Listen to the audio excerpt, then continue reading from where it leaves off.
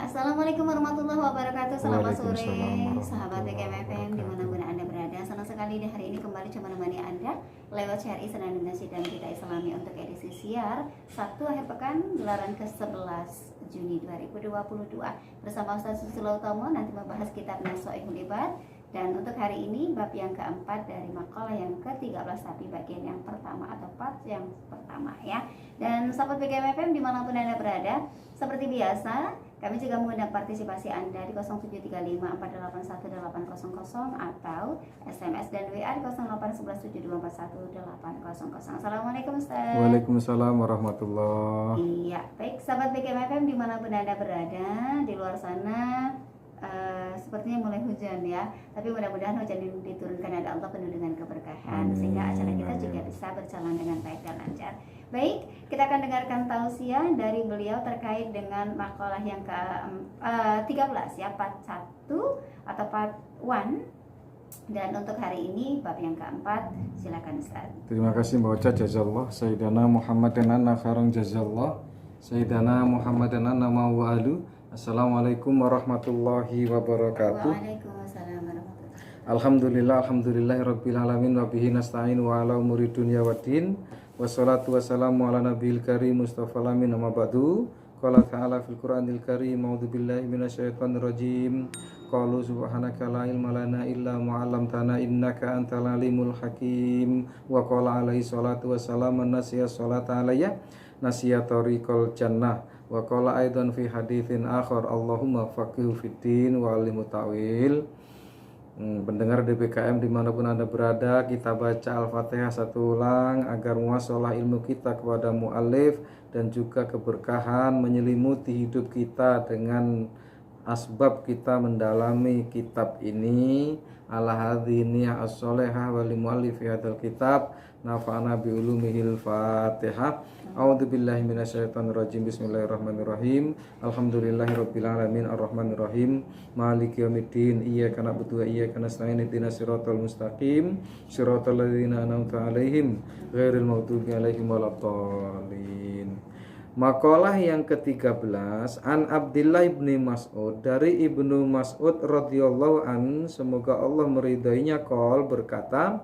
Jadi Ibnu Mas'ud ini sahabat yang memang di ujung-ujung usia Rasulullah, tetapi beliau ini cukup cerdas sebagaimana Abdullah yang lain. Ada Abdullah bin Umar, terkenalnya dengan Ibnu Umar. Abdullah bin Abbas, terkenalnya dengan Ibnu Abbas. Ada Abdullah bin Mas'ud, terkenalnya dengan Ibnu Mas'ud. Tiga sahabat Abdullah ini memang masih sangat belia, tetapi luar biasa kecerdasan mereka. Baik, bahkan hari ini kita akan membahas apa yang pernah ditulis oleh beliau yang keluar dari lisan beliau. Min dulmatil qalbi batnun sab'anun min ghairi mubalatin. Jadi ada empat perkara, yang empat ini menjadi penyebab kegelapan di dalam hati. Walaupun sebenarnya kegelapan di dalam hati juga enggak hanya empat ini, tetapi beliau Ibnu Mas'ud menitik beratkan kepada empat yang bakal kita bahas di sore ini. Yang pertama adalah apa? Batnun sab'anun min ghairi mubalatin, yaitu perut yang kenyang yang tiada peduli. Maksudnya tidak peduli lagi dengan syariat. Makannya tidak diatur, apa saja masuk ke dalam perut. Dan jangan heran pendengar Radio BKM dimanapun Anda berada, perut ini kecil tapi isinya luar biasa kalau dibiarkan memenuhi nafsunya. Perut ini cuma satu jengkal atau setengah jengkal lah besarnya, tetapi kalau tidak dimasukkan juga syariat di dalamnya, tidak dimasukkan agama di dalamnya, itu koral pun bisa masuk, Mbak. Gedung sekolah pun bisa masuk. Enggak sedikit gedung masjid pun, pembangunan masjid pun bisa masuk ke dalam perut yang hanya setengah jengkal itu. Bahkan uang pun bisa masuk, bensin pun bisa masuk, aspal pun bisa masuk. Sampai Rasul itu menggambarkannya demikian. Qala Rasulullah sallallahu alaihi wasallam, al-mu'minu ya'kulu fi ma'iyyin wahidin. Orang mukmin itu makan dengan memakai satu perut. Wal kafiru ya'kulu fi sab'ati am'ain. Dan orang kafir itu kata Rasul makan dengan 7 perut. Apa maksudnya 7 perut? Saking banyaknya. Jadi kadang istilah 7 itu memang ada, Mbak.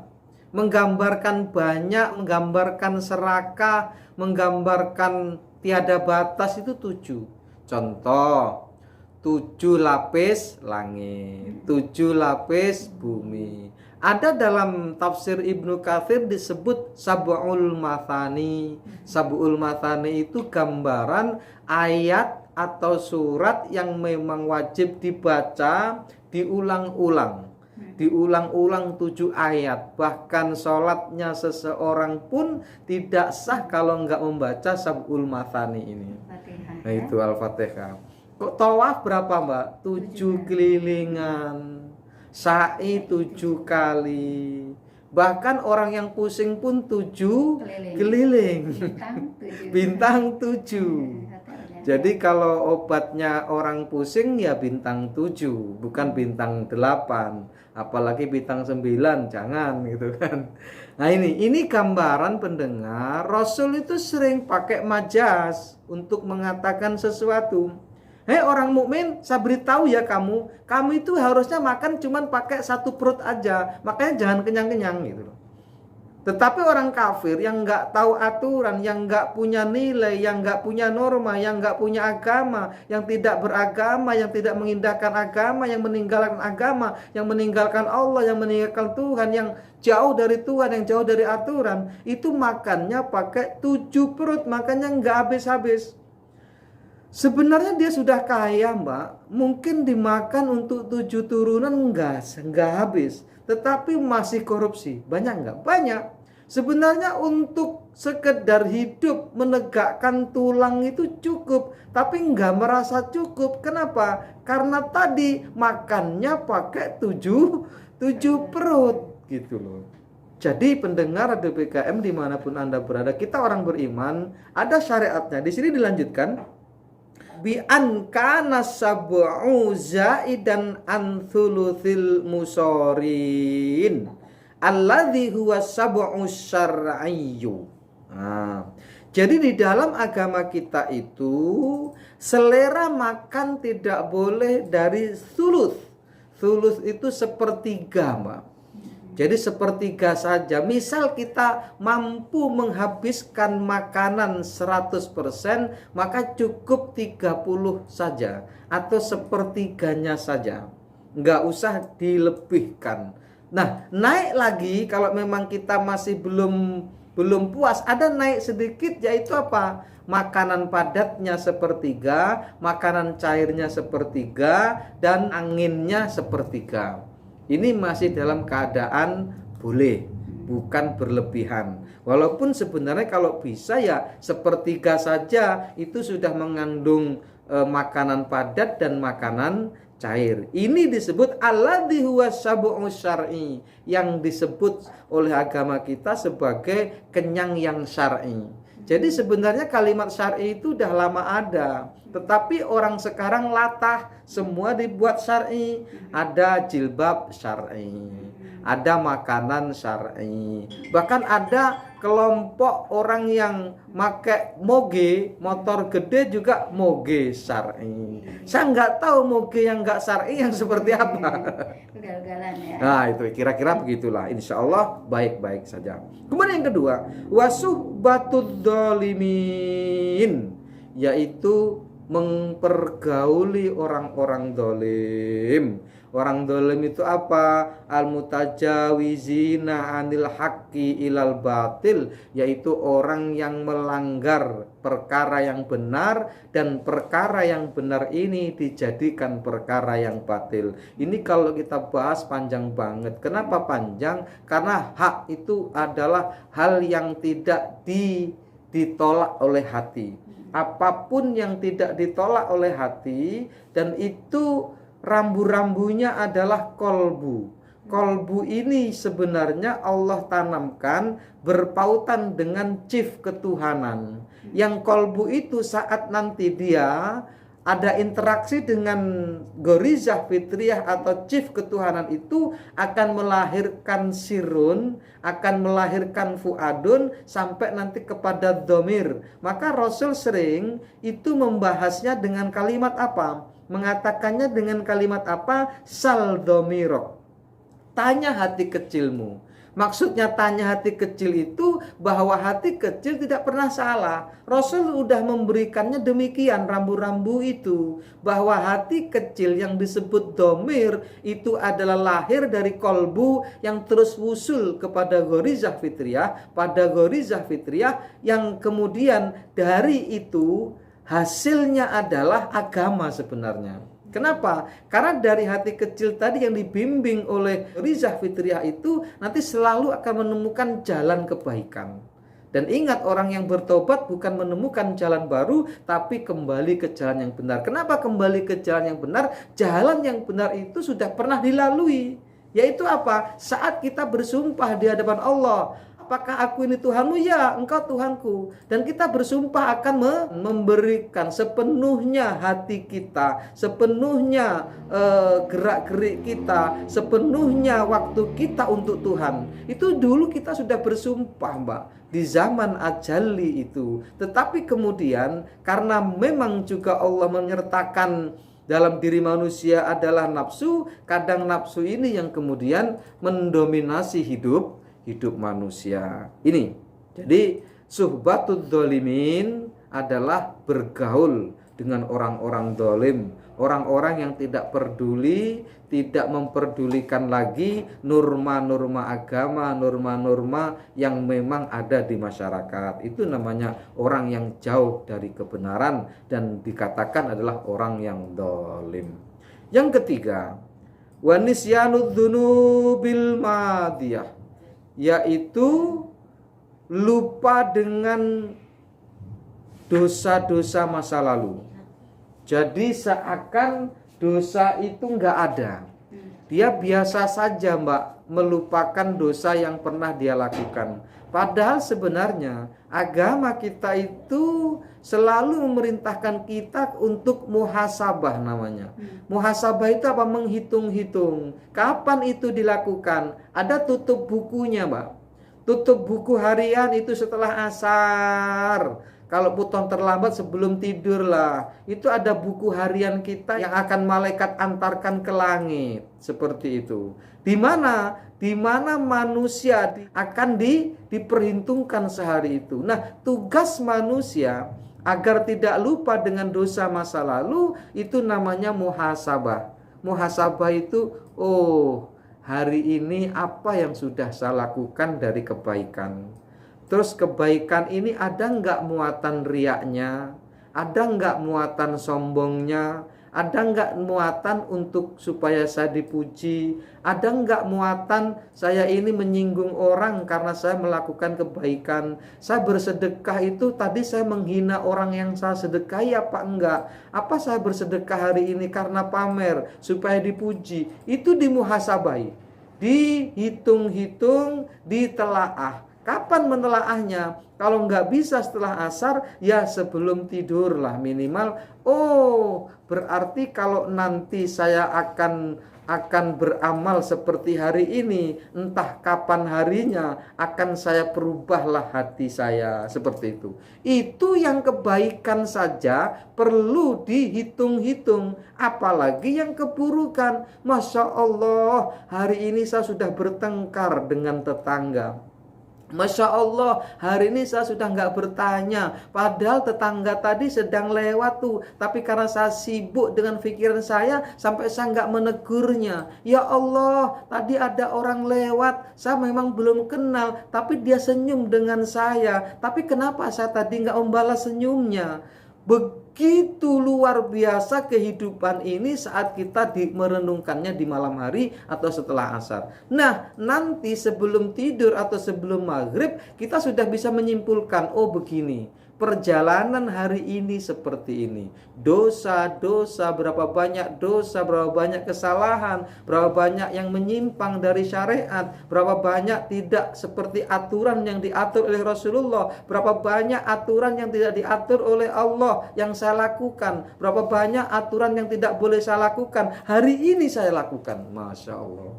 Itu namanya apa? Tidak melupakan dosa-dosa yang masa lalu. Dan yang terakhir nomor 4 yaitu apa? Di sini watulul amal. Nah, ini agak panjang, Mbak. Tulul amal itu apa sih? Tulul amal itu panjangnya angan-angan. Maksudnya apa? Inna asyadda ma atakhawwafu alaikum khoslatani. Sungguh yang paling dahsyat, kata Rasulullah, yang paling hebat, yang saya takutkan atas kalian, 2 perkara. Apa itu? Ittiba'ul hawa. Jenengan, kata Rasul, kalian nanti selalu mengikuti hawa nafsu.